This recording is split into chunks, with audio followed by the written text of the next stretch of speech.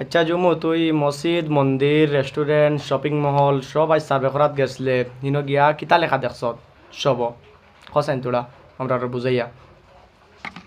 আমি মসজিদও লেখা দেখছি জান্নাত মিলে, রেস্টুরেন্টও লেখা দেখছি খানি মিলে, মন্দিরও লেখা দেখছি মঙ্গল মিলে, ফার্মেসিত লেখা দেখছি ঔষধ মিলে। আমি শপিং মলও লেখা দেখছি কাপড় মিলে।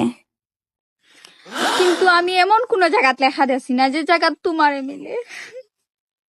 আরে ওই তো তোর সবচেয়ে বড় দুঃখ, এক কাম কর ইন্ডিয়াতে আইও বেঙ্গলোর আইলে ফাইলি ভেবে আর লেখা দেখা লাগতো নয়।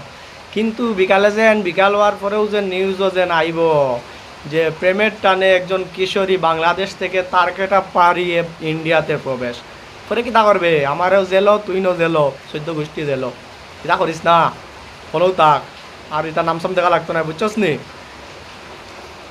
তোর একটা বুদ্ধি দেই, তুই একটা পাসপোর্ট বানা, পাসপোর্ট বানাইয়া ভিসা লাগাইবে এরপরে আইবে।